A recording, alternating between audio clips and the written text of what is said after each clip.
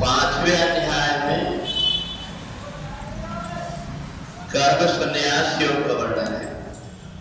बाह्य स्पर्शे सशक्तात्मा विन्द्यते आत्मनि सुखम सब्रह्म योग युक्तात्मा सुखमक्षय अश्नुते। भगवान कहते हैं कि बाहर के जितने प्रकार के हमको सुख की अनुभूति होती है, एक इंद्रियों के सुख है। आज बहुत अच्छा भोजन करने को मिला, आज बहुत प्रसन्नता हुई। ये चीजें बाहर की इंद्रियों को जब मिलती है तब ये प्रसन्न होता है।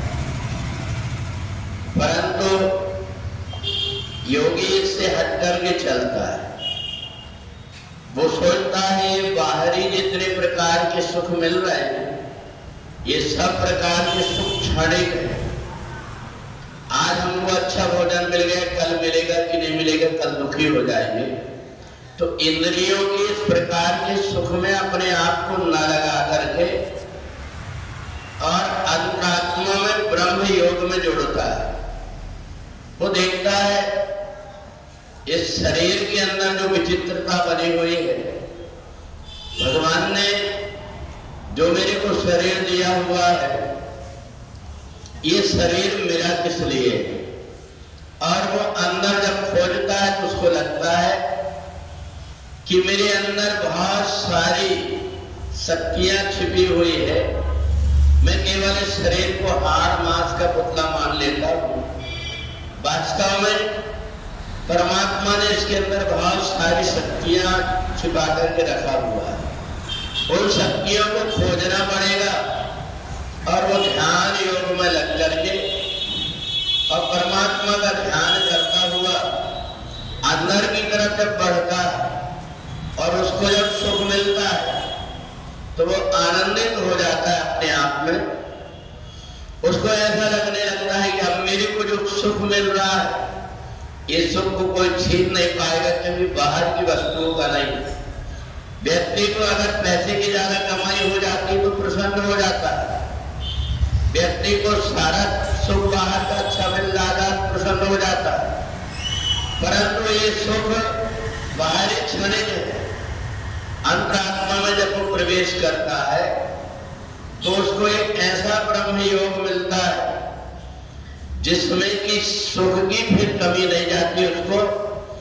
और इसलिए वो व्यक्ति जिसके पास में बहुत सारा धन है, फिर भी वो दुखी रहता है, परेशान रहता है, उसको रात में नींद नहीं आती। भोजन करने बैठता है तो भोजन में उससे खिलाता नहीं। वो सोचता मेरे पास सब प्रकार का सुख है, अच्छे अच्छे डल्लभ के गद्दे हैं, परंतु नींद कहाँ चली गई मेरी। तो उसको ये पता नहीं है कि बाहर की सुख की सामग्री तो उसने इकट्ठा करके रख लिया है, परंतु अंदर से खोखला हो गया है, ब्रह्म से संबंध नहीं जोड़ा है। जीवात्मा जिस परमात्मा का अंश है उससे वो अलग हो गया है। और इसलिए संसार के सुख में न भूल करके जो व्यक्ति सोचता है कि नहीं मेरे को परमात्मा से जोड़ना है, यही मेरे जीवन में काम आएगा, और वो भागता है परमात्मा की तरफ, सत्संग में बैठ कर के उस परमात्मा के ध्यान में खो जाता है अपने आप को।